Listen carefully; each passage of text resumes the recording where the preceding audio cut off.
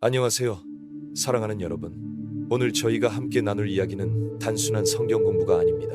이것은 우리 모두의 삶과 직결된 선택과 결과에 대한 가장 근본적인 진실을 담고 있는 이야기입니다. 루시퍼의 타락, 그 진정한 이야기를 통해 우리는 자신의 내면을 들여다보고 하나님의 사랑이 얼마나 깊은지 깨닫게 될 것입니다. 만약 이런 깊이 있는 영적 메시지가 여러분의 마음에 닿는다면 지금 바로 구독 버튼을 눌러주세요. 여러분의 구독과 좋아요는 더 많은 사람들에게 하나님의 말씀이 전해질 수 있도록 돕는 귀한 손길입니다. 먼저 이 영상을 시청해 주시는 모든 분들께 진심으로 감사드립니다. 바쁜 일상 속에서도 하나님의 말씀을 듣기 위해 시간을 내어주신 여러분 한 분 한 분이 정말 소중합니다. 여러분이 있기에 이런 의미 있는 시간을 가질 수 있음에 깊이 감사드리며 오늘 이 시간이 여러분의 신앙 여정에 특별한 전환점이 되기를 간절히 기도합니다. 루시퍼의 이야기를 시작하기 전에 우리는 한 가지를 명확히 해야 합니다. 이것은 단순히 천사가 악마가 된 이야기가 아닙니다. 이것은 우리 모두가 매일 직면하는 선택의 이야기이며 교만과 겸손, 순종과 반역 사이에서 흔들리는 우리 자신의 이야기입니다. 성경은 이사야서 14장과 에스겔서 28장을 통해 이 깊은 진실을 우리에게 전해줍니다. 하늘에서 가장 아름답고 지혜로웠던 존재 루시퍼, 그의 이름은 빛을 가져다주는 자라는 뜻입니다. 얼마나 역설적입니까? 빛을 가져다 주어야 할 존재가 결국 가장 깊은 어둠 속으로 떨어졌습니다. 에스겔서 28장 12절에서 하나님은 말씀하십니다. 너는 완전한 인이었고 지혜가 충족하며 온전히 아름다웠도다. 이것은 단순한 묘사가 아닙니다. 이것은 하나님께서 얼마나 크나큰 사랑으로 루시퍼를 창조하셨는지를 보여주는 증거입니다. 생각해보세요. 하나님께서는 루시퍼를 그냥 아름답게 만드신 것이 아니라 온전히 아름답게 만드셨습니다. 완벽함의 극치였습니다. 지혜도 부족함이 없었습니다. 이것이 바로 우리가 주목해야 할 첫 번째 교훈입니다. 하나님의 사랑은 조건부가 아닙니다. 하나님은 우리를 사랑하시되 완전한 사랑으로 온전한 은혜로 사랑하십니다. 루시퍼에게 주셨던 그 완벽한 사랑을 지금도 우리에게 주고 계십니다. 루시퍼는 단순한 천사가 아니었습니다. 그는 기름 부음을 받은 덮는 그룹이었습니다. 에스겔서 28장 14절의 표현입니다. 이것이 무슨 의미일까요?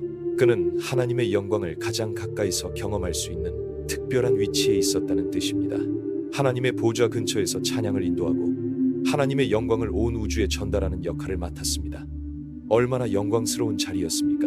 여기서 우리는 깊이 생각해봐야 합니다. 루시퍼는 하나님의 사랑을 가장 많이 받았던 존재 중 하나였습니다. 하나님과 가장 가까운 곳에 있었고 하나님의 영광을 직접 목격할 수 있었습니다.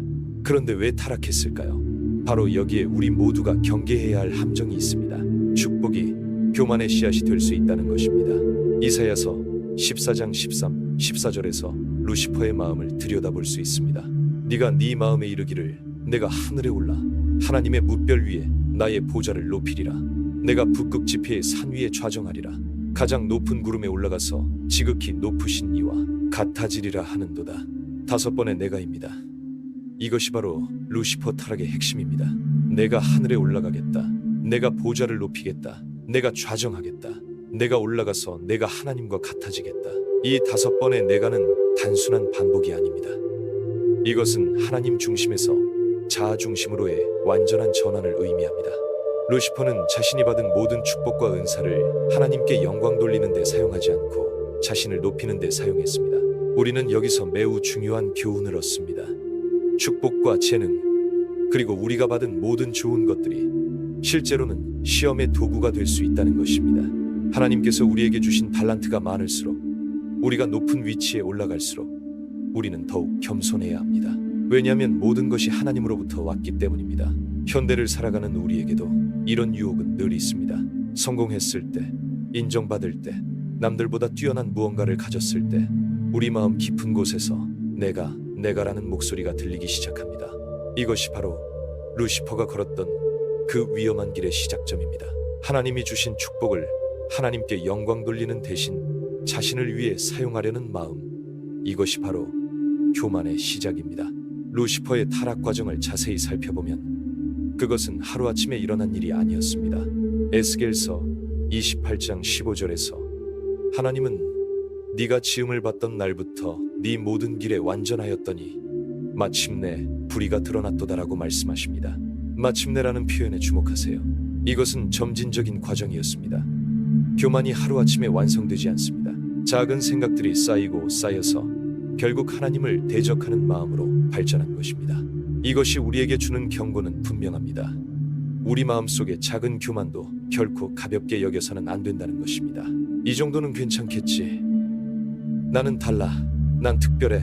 같은 생각들이 바로 루시퍼를 타락시킨 그 첫 번째 씨앗들입니다.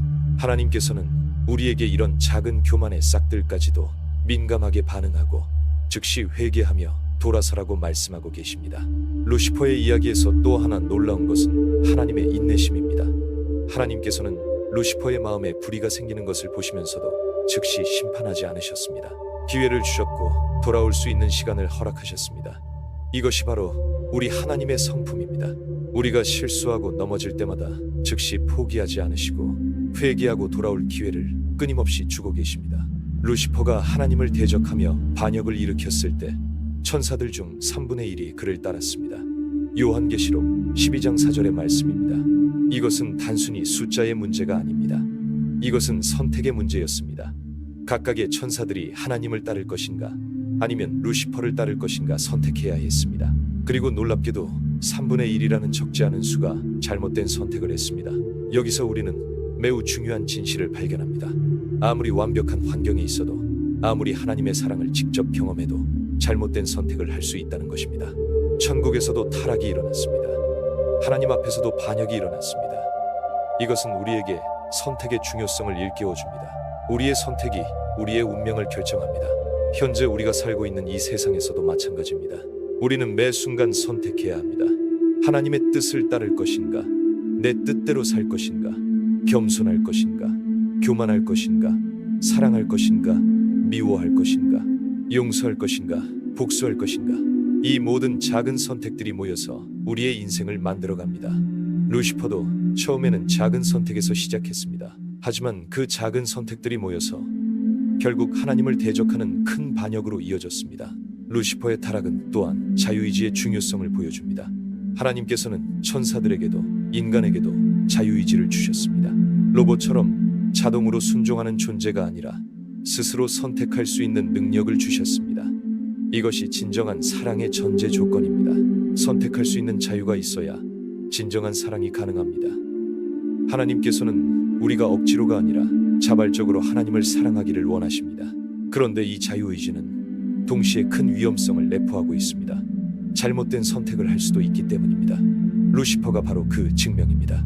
하나님께서는 이 위험성을 아시면서도 우리에게 자유의지를 주셨습니다. 그만큼 진정한 사랑과 관계를 중요하게 여기신다는 뜻입니다. 우리는 여기서 하나님의 마음을 조금이나마 이해할 수 있습니다. 루시퍼의 타락을 보시는 하나님의 마음이 얼마나 아프셨을까요? 가장 사랑했던 천사 중 하나가 자신을 떠나고 심지어 자신을 대적하는 것을 보시는 하나님의 심정이 어떠했을까요? 마치 부모가 자식의 반역을 보는 것과 같았을 것입니다. 그럼에도 불구하고 하나님께서는 루시퍼를 창조하신 것을 후회하지 않으셨습니다. 왜냐하면 진정한 사랑은 위험을 감수하기 때문입니다. 루시퍼의 최종적인 타락은 하늘에서의 전쟁으로 이어졌습니다. 요한계시록 12장 7, 9절에서 우리는 이 놀라운 장면을 목격합니다. 하늘에 전쟁이 있으니 미가엘과 그의 사자들이 용과 더불어 싸울세. 용과 그의 사자들도 싸우나 이기지 못하여 다시 하늘에서 그들이 있을 곳을 얻지 못한지라. 큰 용이 내쫓기니 곧 옛 뱀이요 마귀라고도 하고 사탄이라고도 하는 온 천하를 꿰는 자라. 그가 땅으로 내쫓기니 그의 사자들도 그와 함께 내쫓기니라. 이 전쟁은 단순한 물리적 전투가 아니었습니다. 이것은 선과 악, 순종과 반역, 사랑과 교만 사이의 영적 전쟁이었습니다.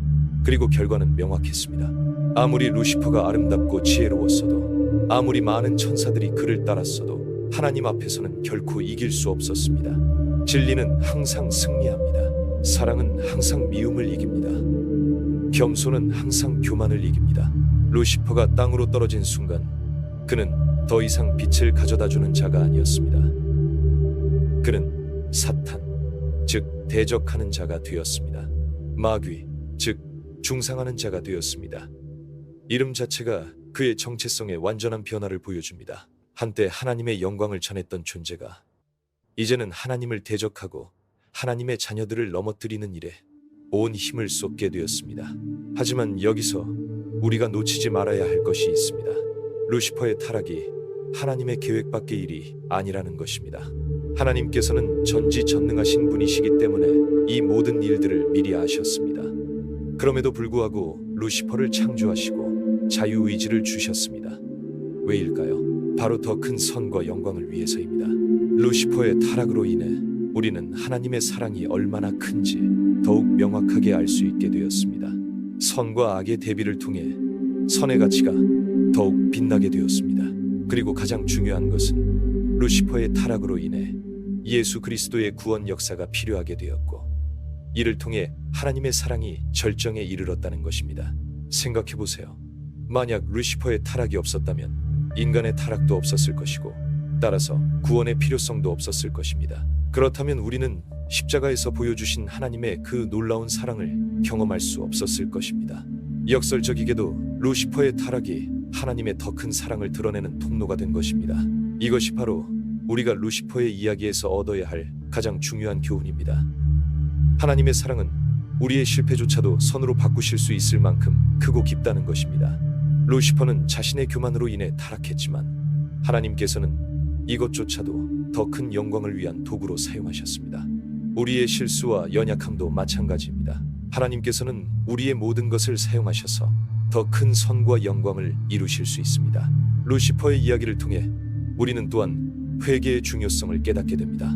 루시퍼와 인간의 가장 큰 차이점은 무엇일까요? 바로 회개할 수 있는 기회가 주어졌다는 것입니다. 루시퍼는 타락한 후에 돌이킬 기회가 주어지지 않았습니다. 하지만 인간에게는 예수 그리스도를 통한 구원의 길이 열려 있습니다. 아무리 우리가 교만했어도, 아무리 하나님을 대적했어도, 아무리 큰 죄를 지었어도 우리에게는 회개하고 돌아올 수 있는 길이 있습니다. 이것이 얼마나 큰 은혜입니까? 루시퍼보다 못하지 않은 죄를 지은 우리에게 구원의 기회를 주신 하나님의 사랑이 얼마나 놀라운지 깨달아야 합니다. 루시퍼의 현재 상황을 살펴보면 그는 이 땅에서 여전히 활동하고 있습니다. 베드로전서 5장 8절에서 근신하라 깨어라 너희 대적 마귀가 우는 사자 같이 두루 다니며 삼킬 자를 찾나니 라고 경고하고 있습니다. 루시퍼 즉 사탄은 지금도 우리를 넘어뜨리려고 끊임없이 노력하고 있습니다. 그의 전략은 교묘합니다. 그는 우리에게 똑같은 유혹을 가져옵니다. 교만하라. 네가 하나님보다 낫다. 네 뜻대로 살아라. 하나님의 말씀은 구식이다. 너는 특별하다. 이런 속삭임들이 바로 루시퍼가 우리에게 가져오는 유혹들입니다. 그는 자신이 타락할 때 사용했던 바로 그 방법으로 우리도 타락시키려고 합니다. 하지만 우리는 루시퍼와 다릅니다. 우리에게는 예수 그리스도가 있습니다. 루시퍼가 아무리 강해 보여도 예수님 앞에서는 이미 패배한 자입니다. 골로새서 2장 15절에서 통치자들과 권세들을 무력화하여 드러내어 구경거리로 삼으시고 십자가로 그들을 이기셨느니라고 말씀하고 있습니다. 십자가에서 예수님은 루시퍼를 완전히 이기셨습니다. 죽음을 이기시고 부활하심으로써 사탄의 권세를 완전히 파하셨습니다. 이제 루시퍼는 이미 결말이 정해진 패배자에 불과합니다. 요한계시록 20장 10절에서 그의 최종적인 운명을 보여줍니다. 또 그들을 미혹하는 마귀가 불과 유황못에 던져지니 거기는 그 짐승과 거짓 선지자도 있어 세세토록 밤낮 괴로움을 받으리라. 이것이 루시퍼의 최후입니다. 한때 하늘에서 가장 아름답고 영광스러웠던 존재가 영원한 형벌을 받게 됩니다. 이것은 우리에게 경고입니다. 교만의 결과가 얼마나 참혹한지 보여줍니다. 동시에 이것은 우리에게 희망의 메시지이기도 합니다. 악은 결국 심판받습니다. 정의는 결국 승리합니다. 하나님의 나라는 결국 완전히 임합니다. 우리는 루시퍼의 이야기를 통해 우리 자신을 돌아봐야 합니다. 혹시 우리 마음속에도 루시퍼와 같은 교만의 씨앗이 있지는 않은가요? 혹시 우리도 내가라는 말을 너무 많이 하고 있지는 않나요? 혹시 하나님이 주신 축복을 하나님께 영광 돌리는 대신 자신을 자랑하는 데 사용하고 있지는 않나요? 만약 그런 마음이 조금이라도 있다면 지금 즉시 회개해야 합니다. 루시퍼처럼 되기 전에, 돌이킬 수 없는 길로 가기 전에 지금 당장 하나님 앞에 무릎 꿇고 용서를 구해야 합니다. 하나님께서는 겸손한 마음으로 나오는 자를 결코 거절하지 않으십니다. 루시퍼와 달리 우리에게는 아직 기회가 있습니다. 이 기회를 놓치지 마시기 바랍니다. 루시퍼의 타락 이후 하늘에는 큰 변화가 일어났습니다. 더 이상 찬양대를 이끌던 루시퍼의 목소리는 들리지 않았습니다. 하지만 하나님의 영광은 결코 줄어들지 않았습니다. 오히려 남은 천사들의 찬양은 더욱 순수해졌고 더욱 진실해졌습니다. 이것이 우리에게 주는 교훈입니다. 하나님의 일은 어떤 방해가 있어도 계속됩니다. 누군가가 떠나도 누군가가 배신해도 하나님의 뜻은 반드시 이루어집니다. 우리는 이런 하나님의 신실하심을 신뢰해야 합니다. 주변 사람들이 실망을 줘도 교회에서 상처를 받아도 하나님만은 결코 우리를 버리지 않으십니다. 루시퍼가 타락했어도 하나님의 사랑은 변하지 않았듯이 어떤 일이 일어나도 하나님의 사랑은 영원히 변하지 않습니다. 이제 우리는 루시퍼의 자리를 채울 사명을 받았습니다. 그가 하지 못한 찬양을 우리가 해야 합니다. 그가 전하지 못한 하나님의 영광을 우리가 전해야 합니다. 우리 각자가 하나님의 영광을 드러내는 빛이 되어야 합니다. 루시퍼는 빛을 가져다주는 자였지만 스스로 어둠이 되었습니다. 우리는 예수님의 빛을 받아 세상의 빛이 되어야 합니다. 마태복음 5장 14절에서 예수님은 말씀하셨습니다. 너희는 세상의 빛이라. 이것이 바로 우리에게 주어진 사명입니다. 루시퍼가 포기한 그 사명을 우리가 감당해야 합니다. 그렇다면 우리는 어떻게 루시퍼의 실수를 반복하지 않을 수 있을까요? 첫째는 끊임없는 겸손입니다. 우리가 받은 모든 것이 하나님으로부터 왔음을 인정해야 합니다. 고린도전서 4장 7절에서